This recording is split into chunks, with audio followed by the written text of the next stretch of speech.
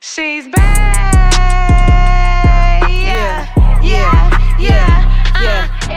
Red hair, red cord, sliding to my song.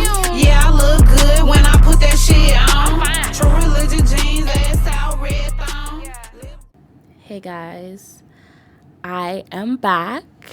Welcome to the first episode of Uzi's Storybook Talks Season 2. Oh my gosh, you guys do not understand how much I've been wanting to be back here in the studio on the seat with something worthy of giving to you guys, something completely different from how season 2 was. And the reason why it took me so long to really bring about season 2 is because I wanted to focus on quality instead of quantity.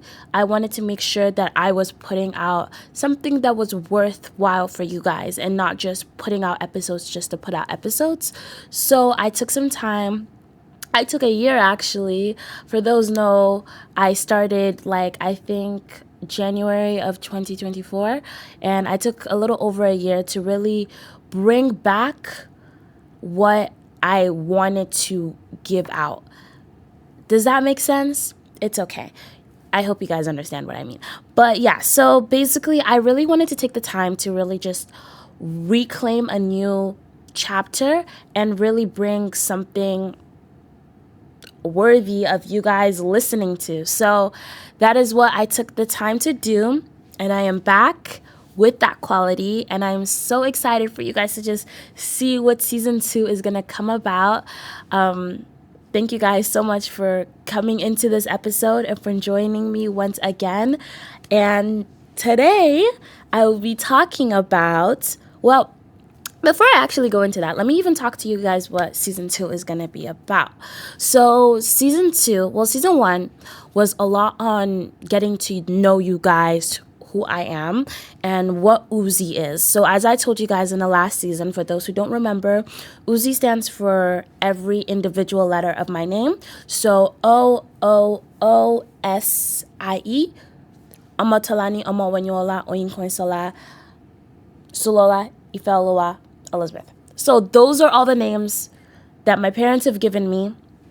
Not all of them are in my birth certificate or in my passport, but they're all my names. I think it might be my birth certificate, actually. I don't remember what's on my birth certificate, but yeah. But anyways, that's what Uzi stands for. And basically, Uzi's story basically is another way of me saying that this is my story, but a more fun way of saying that without actually just calling this podcast my story. Yeah, that's just kind of the thought process behind that name. It's a little silly, but yeah, anyways, that's not the point. The point is, that's what season 1 was about. Season 1 was about you guys knowing who I am as a person. It was about you guys finding out some things about me that I haven't publicly shared, and really diving into some topics about whether it was finding out boundaries or developing my confidence or figuring out relationships like friendships and love and standards. And it was just about my story and some advice that I had to give, and some advice my guests who joined me had to give regarding those topics. I think at one point we even talked about careers. We talked about society and just reclaiming who you are as a person when the world is taken or trying to take so much from you. So that's what kind of season 1 was about. Season 2 is going to be about making your story. So what I kind of wanted to make season 2 a little bit more about was diving into how to figure out who you are as a person.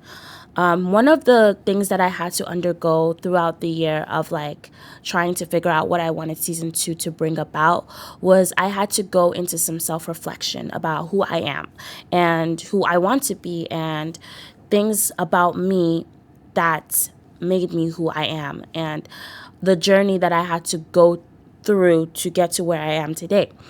And along those lines, I figured out that there is just so much to life in itself and life as a whole that you can't just figure out who you are in just one day. You're still going to continue figure out what you are, what you want to be, your morals, your values, your friends, your relationships, your standards, and just like everything about you as a person. But I kind of wanted to use season 2 to kind of help people figure out how to make their story and how to understand the journey that they're going through. And I wanted to use season 2 as a way to make your story, and kind of like a guideline into that, and just kind of like diving into just some things that I feel like you need to understand in order to develop a sense of self and to really figure out who you are as a person or who you want to be. But I think both of them kind of coexist, and we'll actually be having an episode on those later on. But today's episode is going to be the first part to lead up to that. Before you can figure out who you are as a person or who you want to be, the first thing you need to do is go into your past a little bit. And you need to heal some stuff. But for you to heal something, you need to actually understand something. You need to be able to know who you are as a person through what you've gone through. And you can't really grow unless you've pulled the weed from the root. You can't just trim it at the top. You can't just trim it at the surface. You really need to dive into your past and kind of tackle what may have been holding you back. I heard this thing where trauma is just wounds from the past that hasn't yet been fought or hasn't yet been acknowledged or faced. And that's why it's still triggering or it still hurts you because you haven't yet healed from it. It's something that our body subconsciously pushes down to protect ourselves because of how scary or, well, traumatic the experience was. So trauma is just kind of like something that our body pushes down to protect ourselves, because maybe at the point we are now, we're not ready to really handle it or go back to it and really try to target it and try to face it and try to really pull that weed out. We're not yet strong enough to do that. But you need to get to that point where you're strong enough to actually remove that root in order to be able to grow into something bigger and to be able to find your sense of who you are as a person and who you want to be and so on, and really create your story. So this season is going to be really fun. I'm going to tell you guys that. I have a lot planned, and I'm so excited for you guys to actually really experience with me just everything and really truly be present with me how everything is going to be created. So I'm very excited to really show you guys what I have planned. But before I go into that, I would like to really just dive into a sort of childhood check-in. And before I could do that, I just wanted to talk about childhood beliefs and how that shaped me as an adult, and how my habits kind of helped me create that sense of self-worth and who I am today. So basically, my childhood beliefs when I was growing up, as any child, is to just dream. When you're a child, you have so much hopes for this world. You have so much good that you kind of expect from the world. Well, depending on how you're brought up, because this is all different from everybody due to different experiences that everybody goes through. But one thing to acknowledge is that because of those experiences that we have like kind of like dealt with as a child, it shapes your beliefs on who you are today. So based off of like whatever you end up like kind of like almost like going through, or kind of like almost like what happens to you as a kid, good or bad, it kind of shapes how you see the world and how you see other people. An example of that is someone brought up in a good home with a good family, and maybe they're financially more stable than other people, and the child is very fortunate. The child may grow up in a perspective of the world as whatever they want, they can grab. And they might have that sense of the world that kind of maybe that it's not really too difficult as long as you have it together. I don't know if that makes sense, but versus somebody else who's not maybe as financially stable, and maybe their family members aren't as present because of maybe they're working towards getting them into a better spot. So maybe their parents are working a lot, or maybe they don't have parents, or maybe they don't have that sense of like dependency on a guardian that every child needs.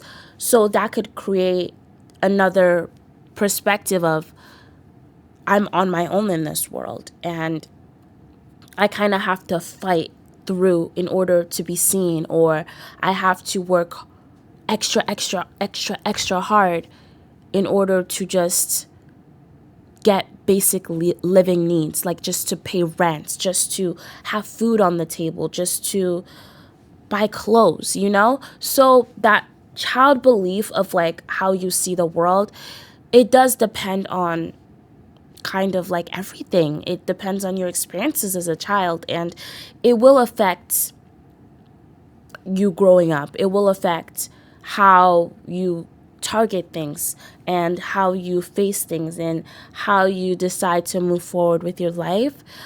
Some people get very motivated by that. Some people grow up from a difficult situation and they want to escape that, and they work extra hard every single second of every day, targeting their goals so that they can escape from the current situation that they are presently in. Versus other people, they experience that and they might have this sense of like kind of they might pull away from the world and hide and feel like the only way to protect themselves is to be closed off because the world is too scary to face. And that could end up affecting how you do things. It could affect how you decide to approach people or approach opportunities, or it could affect how you decide to be creative. So all of these things that you end up facing as a child ends up like affecting who you end up becoming as an adult. Because I saw this thing where it basically said adults are just kind of just childhood. How do I say? Adults are basically children pretending to be grown. Yes, that's how it was. Adults are children pretending to be grown. And when I say that at the end of the day, age is the only thing that kind of defines us as an adult. Age and the experiences that we've had from 1 to, let's say, 18, or maybe when the frontal lobe fully develops, which is like 24, 21 or something. Let's say that's when adult actually begins.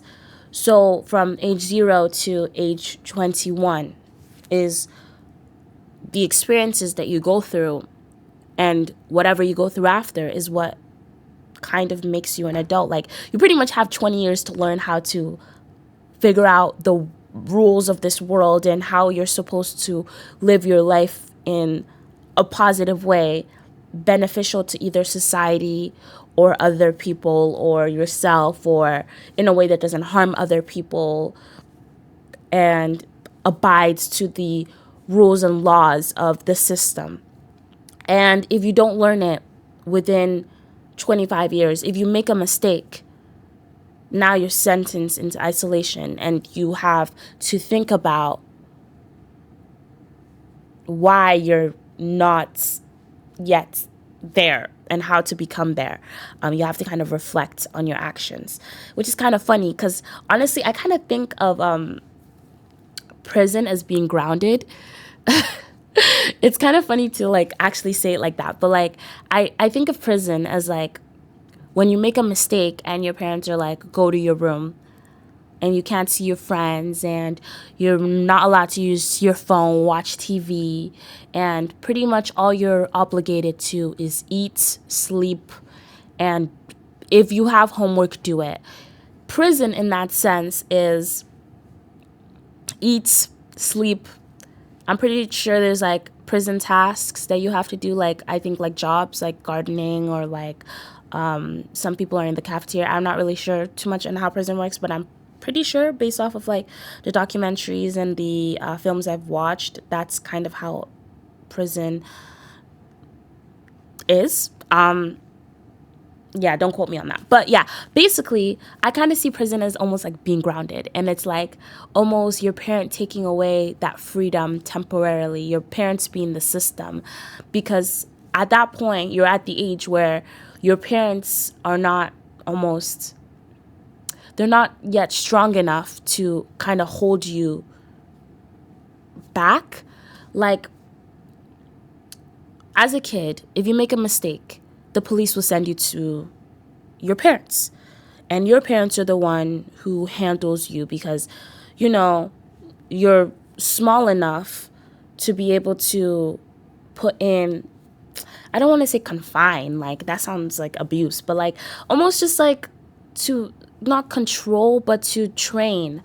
Not saying you're a dog, but to like guide into like kind of like becoming a better person. But like once you've experienced life for like 20 years, it's like you kind of already have this idea of how to do things. And if you're still making mistakes and you kind of are still allowed to do this, and this, it might give you too much power. Like your parents can't confine you anymore because you can't buy a plane ticket to go to a different country as a 7-year-old. You can do that at age 20. So if you want to run away and escape and do something bad somewhere else, you can. And that's where the system comes in kind of controlling that. I don't know if I'm making sense. But yeah, so like it's funny to think about that, like prison is kind of almost like just like a bigger and longer, could even be up to forever. Like you might, if you do something so bad, you may never ever be allowed to get that freedom again. You've lost phone privileges for life. So it's kind of funny to think about that like prison is almost just like, that's how I see it at least. But like honestly, it's one of those things that like growing up and figuring out like my sense of self based off of the experiences that I've had. As I said before, I think in season 1, like I had a lot of difficult experiences that shaped who I am today as a child, and developing that sense of self-worth. I left Nigeria when I was 5 years old and ended up moving to England. I was there for like a year, and then from there I ended up moving to Canada, and I've been there ever since. So like since the age of like 6, 7.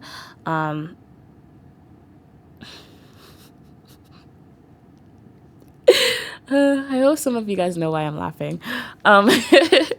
But yeah, 6 to 7 years old is when I ended up kind of figuring out that sense of wait, what? Sorry, I zoned out. After I like said that, it threw me off completely. But basically what I was saying is that I moved to Canada at age 6 to 7 years old. And during that time of when I was in Canada and actually like experiencing a new country for the first time, still as a child, I was used to being surrounded with so many people like me. I never felt different because everybody was also Nigerian. Majority was even Yoruba, which is my tribe, and they were the same as me, pretty much. The only thing that maybe made me different was the fact that, I don't know, nothing really made me different apart from like the fact that I'm my own different person. But like we had so much in common that like I never really felt isolated. I never felt unique. I learned that word when I came to Canada because that's the only way I could describe myself, because there were so many people who were not like me anymore.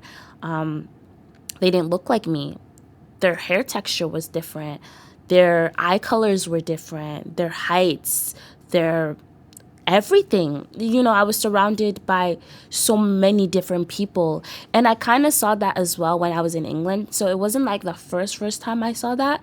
But the only memories I could really remember is from Canada. So I'm kind of just quoting that experience and how I felt at that moment.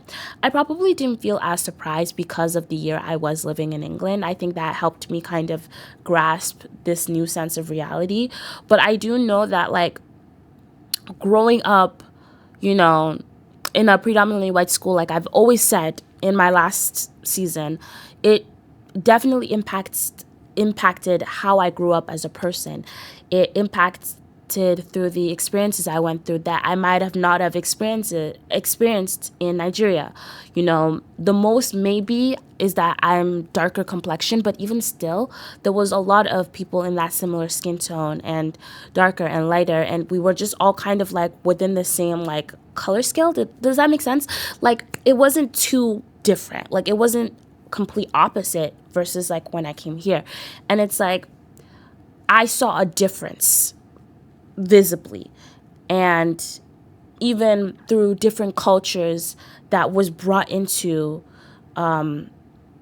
my school, like when I was brought into there. And I was in a pretty not diverse school. It was pretty diverse in a sense of there's other cultures, but there wasn't that much black people. Anyways, I just know that experience really shaped a different perspective of me. It now made me fight to stand out more. And I remember discussing this in my last season. I actually don't know if I actually discussed this or not, but I think I did. About like when I was younger, I used to do like puppet shows, and I would write stories, and I would kind of like create that almost sense of like, I keep saying sense of, sorry. I created a story and like a little show in grade 4, and I would present it in front of anybody who would want to pay 25 cents to come inside for recess instead of outside. So I was a hustler, but also I was doing creative stuff in a way that I may not have if I wasn't in that situation. Fighting to be seen was something that created who I am as a person today. It helped me develop my sense of confidence. It helped me go beyond what I expected myself to do. In the past 2 years, I've made film festivals, not even like a premiere or a screening, like a festival with a red carpet with other people showing their films and audiences from everywhere coming to see other film compilations in my initiative, and being the co-founder of that and really creating that experience for not just myself but for other people might have not been created if I didn't start off by doing puppet shows when I was 8 to 9. And it's one of those things that the things that I'm creating now as an adult wouldn't be happening without those things that I had to kind of figure out when I was younger.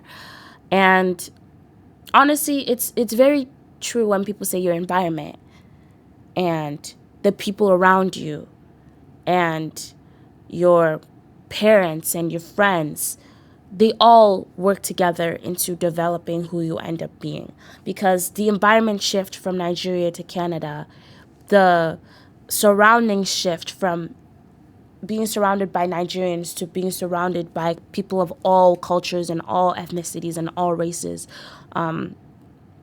put me in a different spot that I may not have been in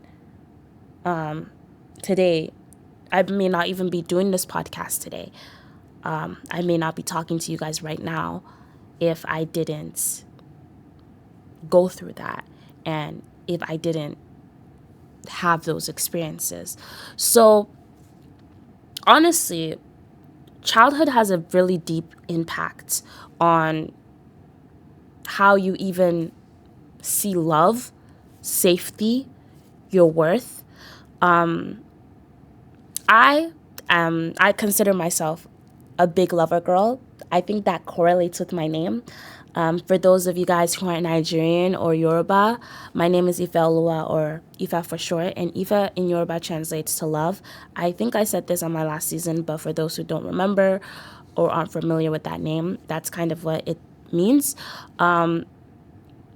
And I feel like that name has so much power in who I am today. I feel like it's made me the type of person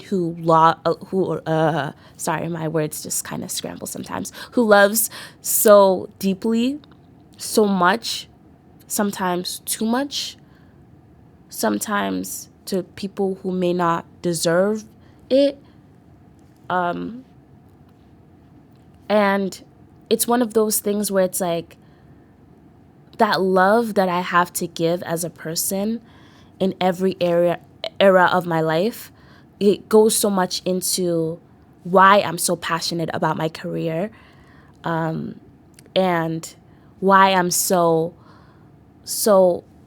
passionate about where I would want to be and how I'm going to get there, and why I have so much love for my friends and value them so much, and prioritize them in areas that I can.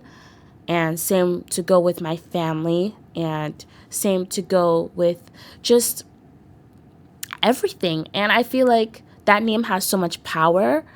But I think it was also defined for me because of how I grew up. Fortunate enough, I grew up with two parents who loved me so deeply and still love me so deeply and have the entire world that they want to give to me. And having parents with a love that almost is so strong for you, why wouldn't you want to give that type of love back? You know? And having to desire that love from other people because of my experiences, struggling to make friends, just made me appreciate love so much more. I feel like when you don't have something,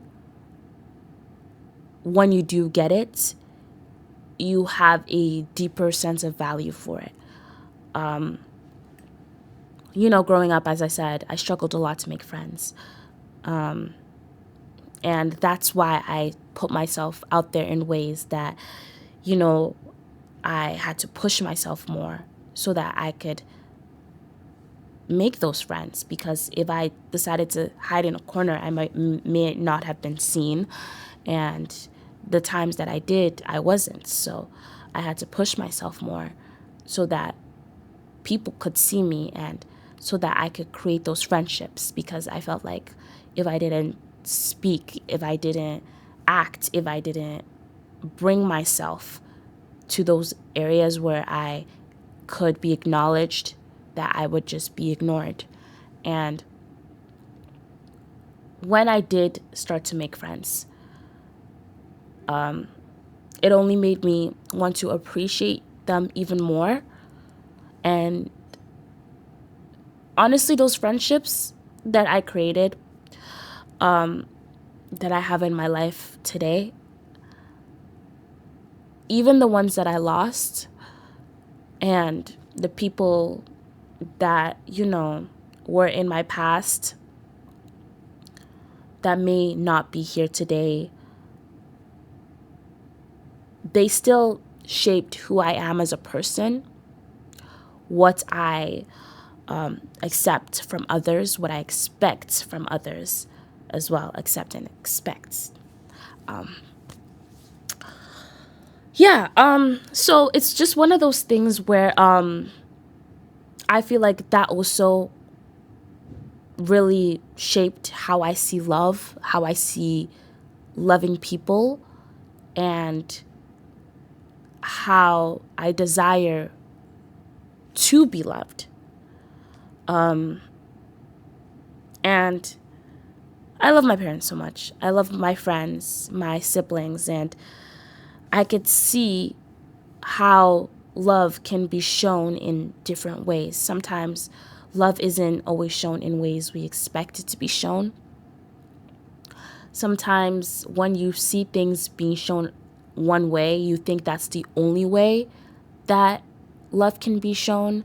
And I'll talk about that in some future episodes, because that's a whole topic that I'll definitely be going into. But honestly, that sense of safety and feeling safe within someone's presence, enough to share, enough to be vulnerable, I took all of that and put it in myself.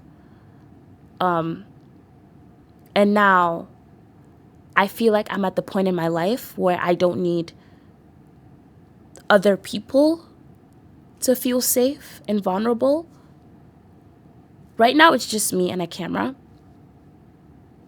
And I could still be vulnerable. And I still feel safe. Because I've realized that that love that we want to give to other people or desire from other people comes in its strongest form when you have that for yourself. And that's the only way you can actually truly feel whole. Because you can make 1,000 friends. You can have 1,000 people who claim to love you, who adore you. But the only way you'll feel truly content and satisfied and whole as a person is when you have all that love for yourself, for who you are, for what you know about yourself, that no matter what, no one can define you in a way that you can't define yourself. That no matter what they say, that this is who you are as a person, this is what I think of you, this is what you do that make you this thing, because your actions don't define you. Your actions don't define who you are as a person. You're allowed to make mistakes. You're allowed to not be perfect. You're allowed to not make anybody and everybody happy. You're allowed to be happy. You're allowed to fall. You're allowed to breathe. You're allowed to do anything. Because at the end of the day, this is your life and you're the only one living it. And that coffin, you're the only one that's going to be in it. You are the only one who was brought into this world through your parents. Unless you're like a twin or like a triplet. I don't know, man. But at the end of the day, you were brought into this world alone. You will leave alone. So you need to make sure that during your life, that love that you have to give and you want to receive it. But receive what you give. Receive that love that you want to give. Make sure that you are also getting that love back. I'm not saying from other people, but from yourself. That sense of respect that you have for other people, make sure you have that for yourself. Those boundaries that you accept for other people, make sure you have those for yourself. The kindness that you give to other people, make sure you have that for yourself. That sense of leniency that you give to other people, make sure to be lenient to yourself. But also that sense of strictness to your boundaries, strictness to their boundaries. Make sure you also have that for yourself, that self-discipline. That's how that comes in. So make sure that all those things that you expect from other people, you do to yourself. That golden rule that says treat others the way you want to be treated. Make sure that you treat yourself the way you treat other people. And make sure that you have that sense of fulfillment for yourself, because you truly can't love other people in the right way until you have that love for yourself, until you understand that love for yourself. And that can only be targeted by going to your past and heal those times that you may have felt broken or not enough, or you may have felt like you weren't accepted or you weren't loved. And those parts that you've experienced, all those things that you went through that made you who you are today, you need to face that trauma. You need to face those wounds, because if you don't acknowledge the pain, if you don't look down and see where you're hurt, you won't put a Band-Aid on it. Like, how can you put a Band-Aid on something you can't even recognize is there? How can you start the healing process without actually targeting it, like actually diving into it and making sure that it's taken care of, And if the wound is too big to put a Band-Aid on, then you don't have to do it by yourself. Hospitals are there for a reason. You can ask for help from other people. And remember that you don't have to do everything alone. Sometimes wounds are too big to fix on your own. Sometimes the wound makes you weak and you're not strong enough to help yourself in the way you should. Sometimes some wounds need 2 people, 3 people, 4 people to help heal. But you don't have to do it by yourself. You need to target those things. You need to face it, but you don't have to do it alone. But you need to face it. You yourself need to face it. But it doesn't have to be by yourself. I think that for the longest time, I thought I was healed as a person. I thought I was at the point in my life where I know who I am and I knew where I wanted to be. But subconsciously, I hadn't yet faced the hurt that I went through. And reminiscing on them, even till this day, will still make me cry, because it's one of those things where it's like things that hurt you from the past could still affect your emotions when you think back at it. But I won't cry for too long, because it's one of those things where it's like I now know that that's not who I am anymore, and that's not what I'm going through. And I'm at a point in my life where I'll make sure that I won't allow myself to go through those things again. And if it does happen, I know how to approach it. I know how to take care of myself. I know how to ask for help so that it doesn't damage me the same way it did when I didn't know how to ask for help, when I didn't know how to take care of it, when I didn't even recognize what was going on. Experience is the best teacher after all, but when I realized my wounds weren't actually healed was during a time where I was overly consumed with so many things that was going on in my life. Nothing was working out the way I wanted it to. Friends were falling apart. Family was hard to talk to. I felt like I couldn't go to anyone, to anything. I didn't even pray as much during those times because I'm a very spiritual person when it comes to my relationship with God, and I like to confide in Him because I'm a Christian, right? And I said this previously in my last season, believe Lord Jesus as my Savior. And it's one of those things where it's like going to Jesus and going to God and praying about all those times that you're struggling, and it helps you, it heals you. I'll talk about that later, but I hadn't yet done that. I felt like I couldn't. I didn't know how to. I didn't know what to do. I had so many questions, and it felt like no one could give me the answer. Until I really sat down and really thought about everything and really thought about who I am today and where I wanted to be and what I wanted to do and everything.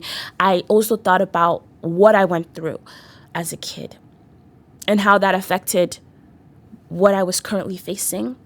All those things, all those experiences that shaped me, good, but also the bad, all the hurt, all the things that not only did others do to me, but I allowed myself to be in those spaces where it happened, or maybe I allowed too much from other people, or I did to myself through certain actions, through certain words that was said or something. I did a lot of reflection, and that's when I realized that I actually wasn't healed.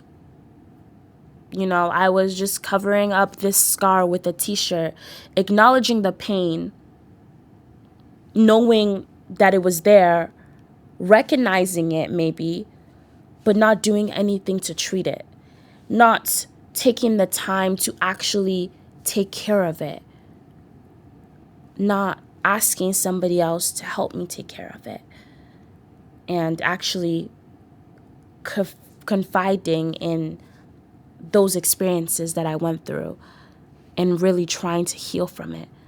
I acknowledged it at many points. I knew it was there.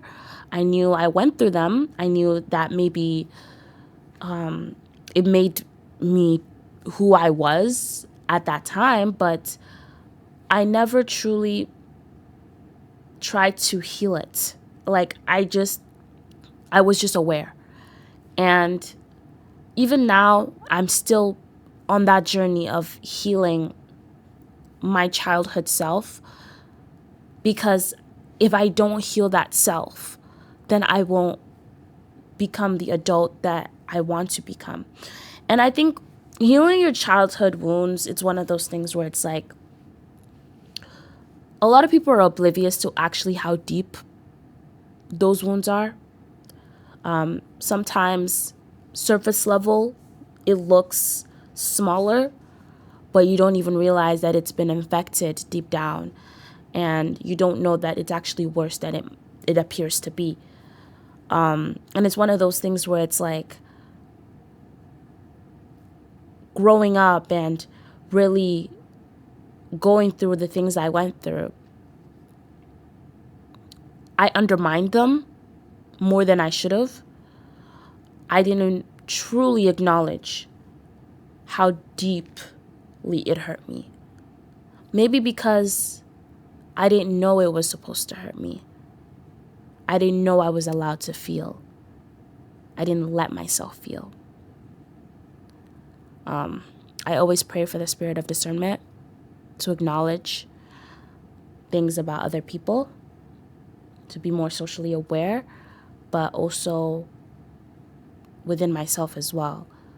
Because one thing I do not want to be is that person who's not self-aware of who they are, what they're doing. Because how can you take accountability, and how can you grow, and how can you learn, and how can you change if you don't recognize that there's a problem to begin with. I think it's one of those things where overworking yourself and self-doubting yourself and having those people-pleasing tendencies and the fear of being too much or not enough, those are all actions that you may be doing or things you may be feeling because you haven't yet targeted your past self. And I think during those moments, it's almost as if my inner child was the one that reacted instead of my present self. I think subconsciously, because you haven't healed that self yet, you haven't grown from it, and it's still there deep down. It's still that little kid that wants to be loved. That's where people-pleasing tendencies comes in.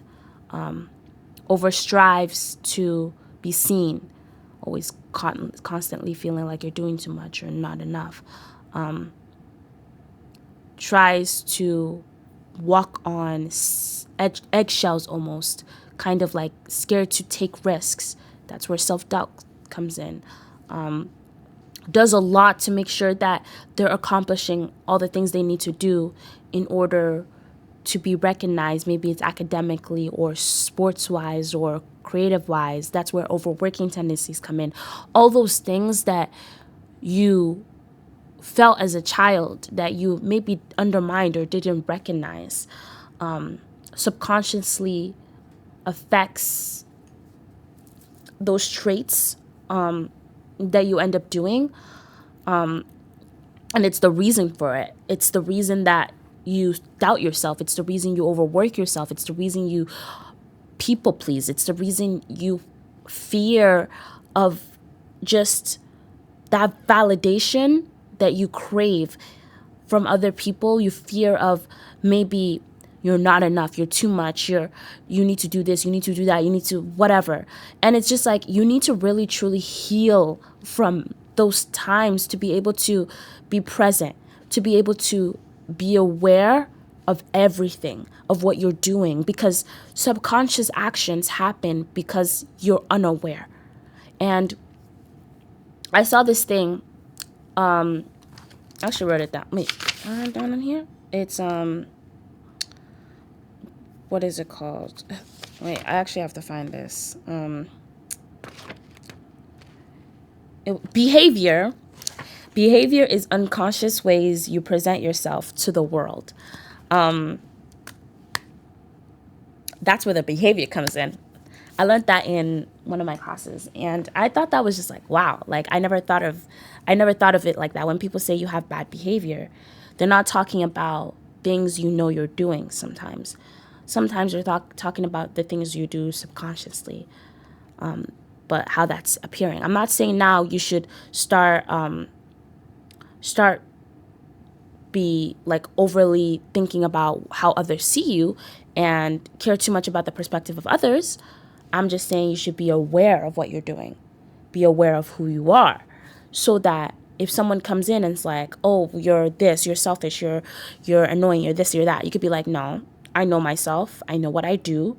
I'm aware of my actions, and I know that that is not how I come across. That may be how you perceive me, but that's not who I am. And you can only defend yourself if you know who you are. That's the only way you can be strong. Not saying you have to defend yourself. You don't have to defend yourself to other people. It's mainly about defending yourself to yourself. Because at the end of the day, it's like someone can say things and you can be like, I don't care. But you're thinking about it 24/7 because you yourself, you know deep down that you don't even know if what they're saying is true or not. You don't even know yourself enough to be able to actually defend yourself to yourself and be like, no, I know I'm not like that. I know that's not who I am as a person. I know that that person doesn't know me enough because of what they said. And you can't say that unless you know yourself.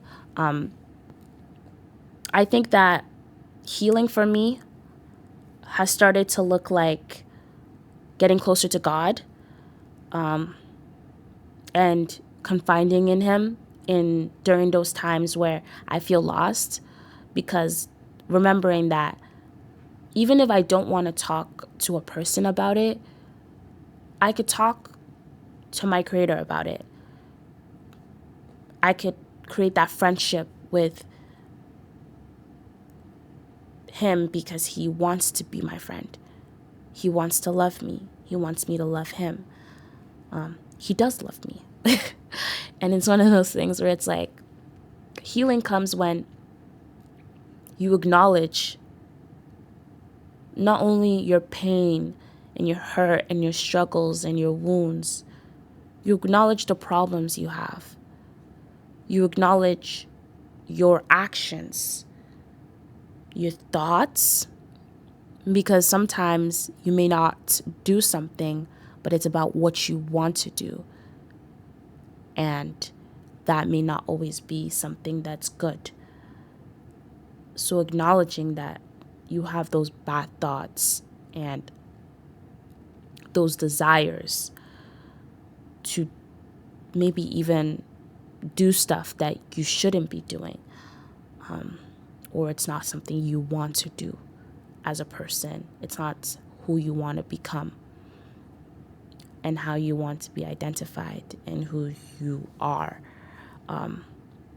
So honestly, it's one of those things where it's like, healing for me has come in the font of taking steps to love myself, prioritizing myself, being self-disciplined, being hardworking, striving for my goals, striving. And when I say striving, I mean striving, not letting words of other people be my limiting factor, acknowledging, being aware that I'm not always aware.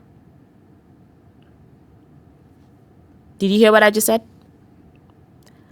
Let's rewind that really quick. Being aware that I'm not always aware. Because some people, they think they're always aware of what they're doing. They think they know that this is how they are as a person. But sometimes you don't know. And it's okay not to know. What is not okay is when you're not even trying to know, when you're not trying to understand, when you're not trying to acknowledge. And that's when you do things that reflect on your behavior. And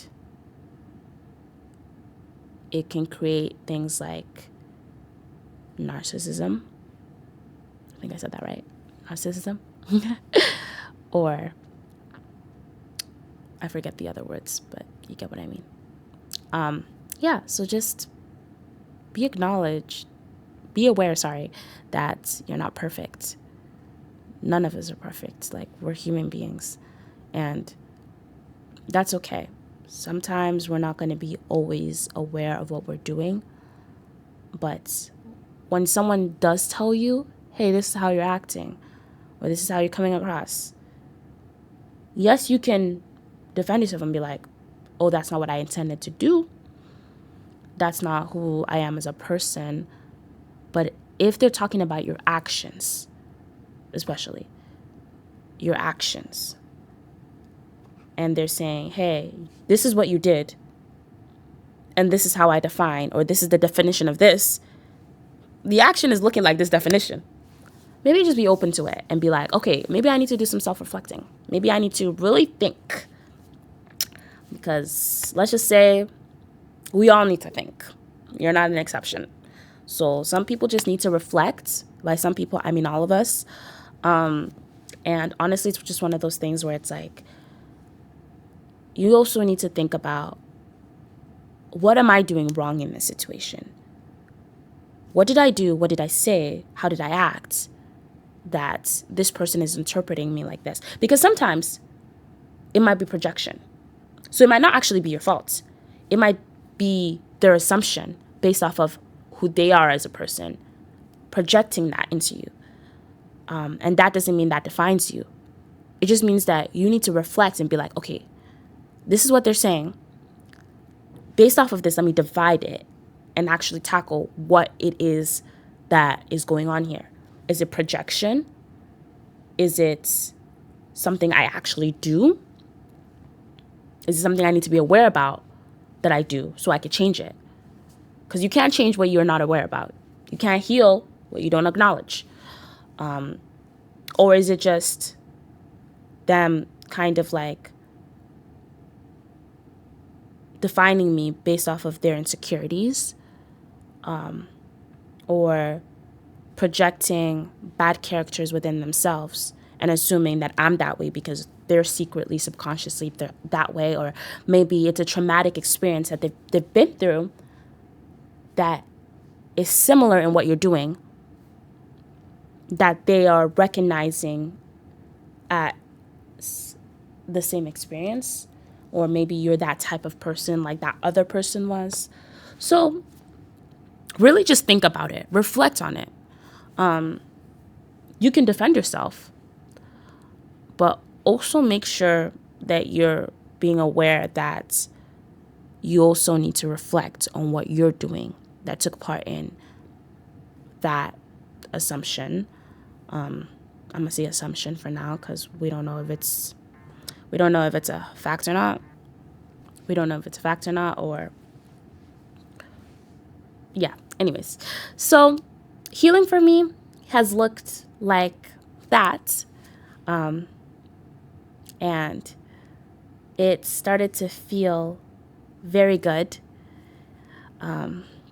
One of the things that I learned about myself is that everything I'm going through today is what makes me who I am as a person. And that also means that God will never give you anything you cannot handle. So if you're going through that, or you're going through something, know that it's to shape you, it's to make you stronger, it's to prepare you, and it's to make sure that you can handle even more. Because how are you going to take over the world if you can't even handle a school? You get? So it's just one of those things where it's like your experiences are all kind of there to make you a better human being for yourself, for other people.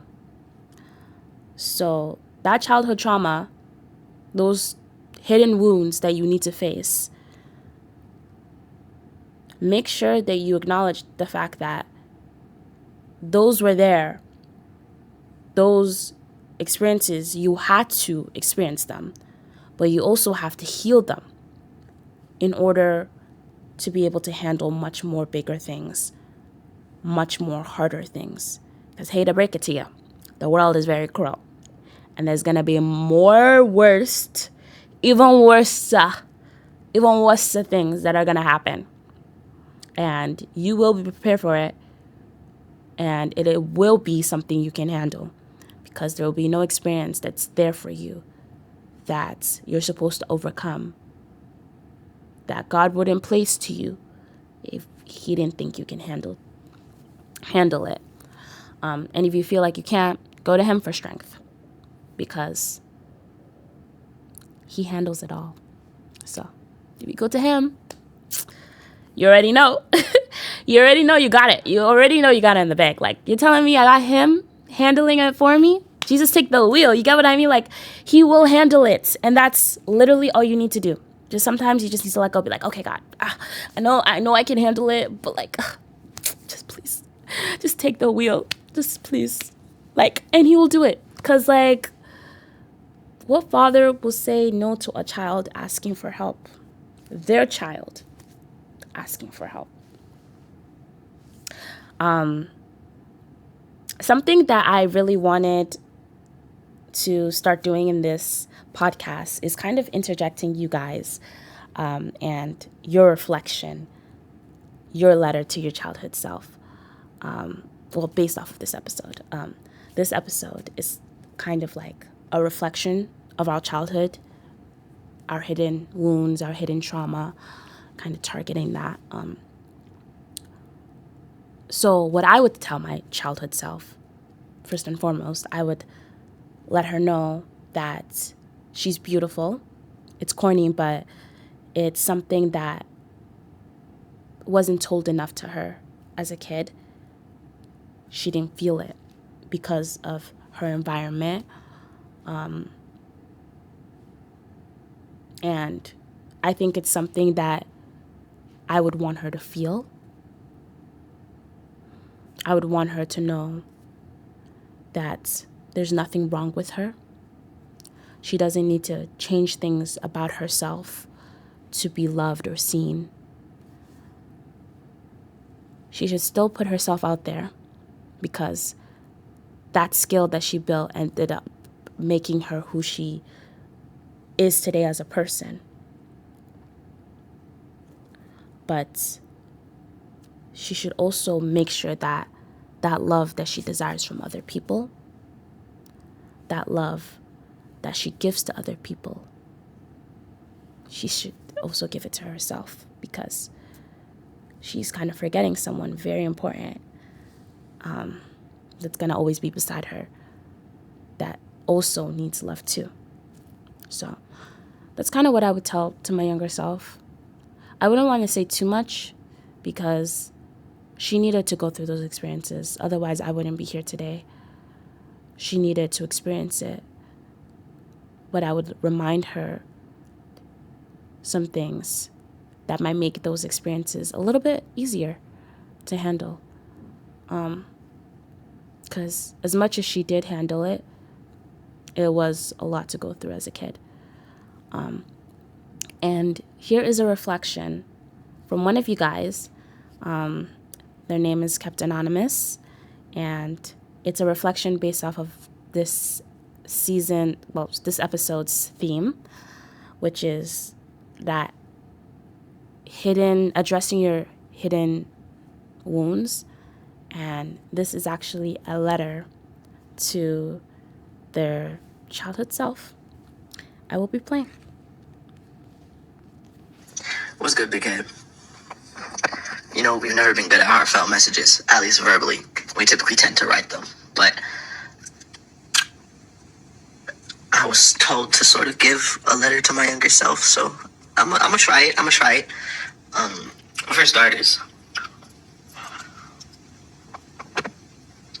everything gets resolved. Everything ends. Everything you're going through ends. But its legacy carries. And what I mean by that is, although the problems at face value, they end, those conflicts that are stressing you out, those ideas that have you so concerned, they fall to the wayside. They fall to the wayside. You're good. But how they made you feel, how they impact you in your mind, it doesn't change. It doesn't change at all. Because unless you step out for the sake of yourself to resolve these issues, ain't shit getting resolved. Ain't shit getting resolved.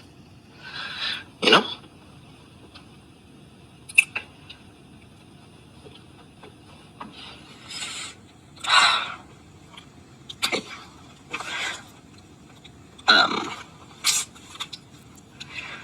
Your love life ends up being a mess, so please consider yourself please increase your self-confidence, because you're going to end up in a very messy situation. Not a messy situation, but you're definitely going to end up in ideas where it's just like, why am I doing this? And it's really funny, because love is complicated. You'll learn a lot more about it, because, you know, you're an active reader. You'll figure more out, but you'll learn how complicated it is and how unready we are.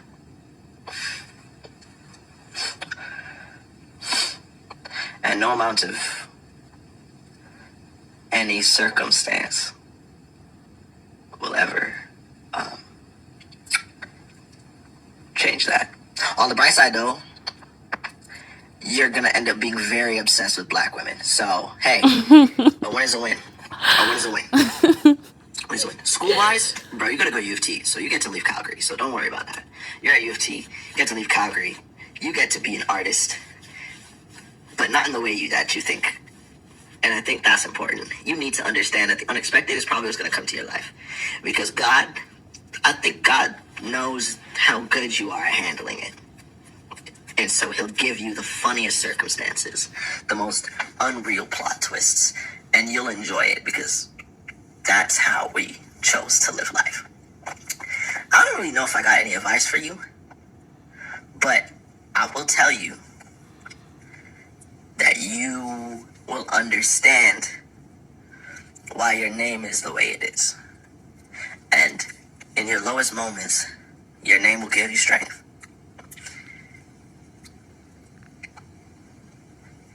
But there's no way you will be able to do everything alone.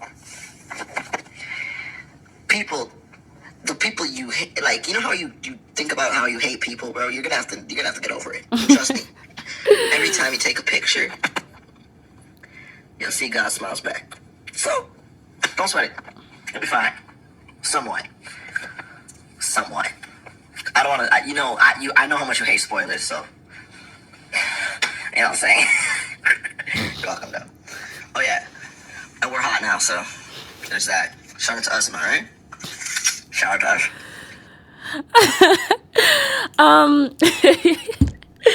That was great, honestly. I encourage all of you guys actually to write a letter to your younger self.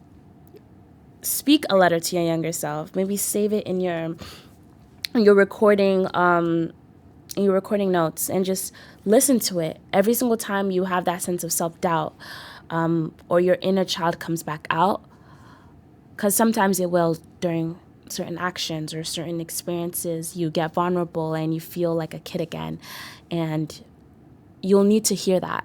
You'll need to hear your older self speaking to you and giving you that strength. One of the things that the person said was that you understand why your name is the way that it is, and during situations, it'll give you strength. And that spoke a lot into what I was talking about in this podcast with my name being Yvette and that meaning love. And that gave me so much more of who I am as a person back to me. And it gave me strength during those times where I felt that I was much weaker or I couldn't handle something or whatever. But that was really beautifully said. It's not my experience to reflect on.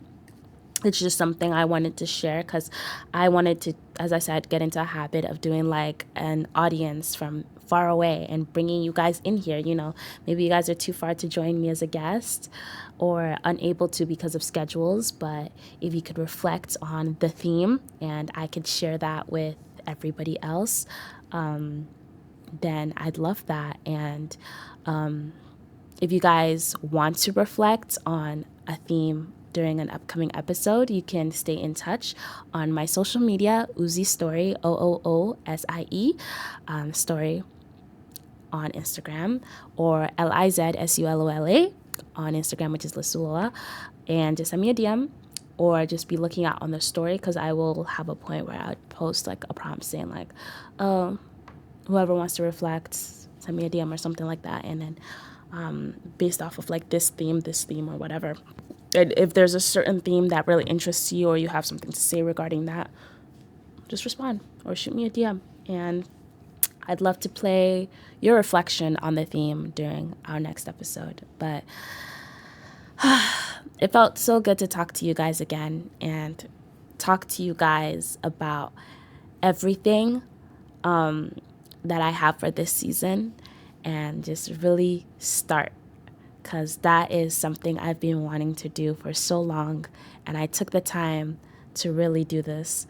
And I hope that you guys really gain something from this episode on really healing your hidden wounds and really targeting that. The next episode will be about redefining your definition of love. And I will talk a little bit more about that next episode.